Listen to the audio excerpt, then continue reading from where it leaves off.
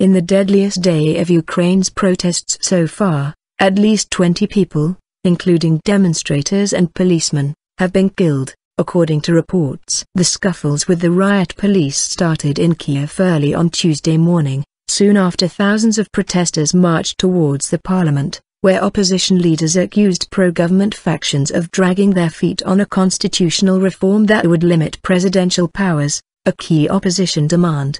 The confrontation grew into deadly clashes as the police stormed barricades set up by anti-government protesters at the capital's Independence Square and were met with Molotov cocktails. After shutting down nearby underground metro stations and restricting traffic, police armed with stun grenades and water cannons moved into Independence Square, which has been the center of nearly 3 months of protests, and dismantled some of the barricades. About 20,000 demonstrators fought back, armed with rocks, bats and firebombs, and singing the Ukrainian national anthem as the main protest camp was engulfed in flames. The building of trade unions that served as a base for the protesters for the past 2 months also caught fire. Emergency crews have been trying to put out a fire for hours and evacuated 4 trapped women. This satanic government will be destroyed. Death to these scoundrels, Oleg Tyanibok, one of the 3 main opposition leaders, told protesters from the stage at Independence Square. Unrest broke out in Ukraine last year when President Viktor Yanukovych rejected a free trade agreement with the European Union and opted for a $15 billion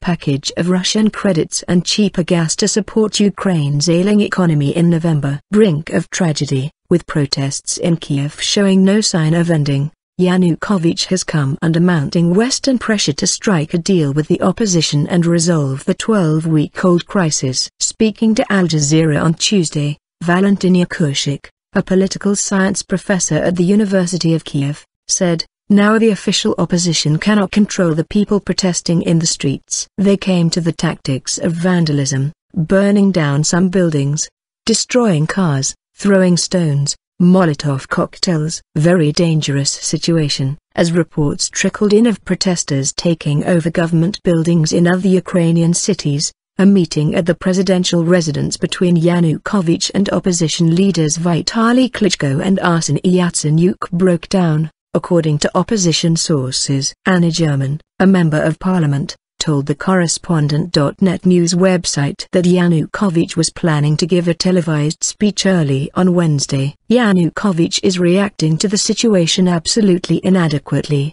Klitschko said in a statement published on the website of his Udar party. "All he was talking about was that the opposition leaders call on people at the Maidan to stop resisting and lay down arms." The Russian Foreign Ministry said that Tuesday's violence was a direct result of connivance by Western politicians and European structures that have shut their eyes on the aggressive actions of radical forces. Denouncing the grave new escalation in Kiev, EU Foreign Policy Chief Catherine Ashton condemned all use of violence, including against public or party buildings. "I urge the leadership of Ukraine to address the root causes of the crisis," she said, calling for an urgent return to a parliamentary process. Echoing Ashton's sentiments, a number of Western countries, including the US and France, called for an end to the violence in Kiev and restraint by security forces. The White House said Vice President Joe Biden called on Yanukovych on Tuesday to pull back government forces and exercise maximum restraint.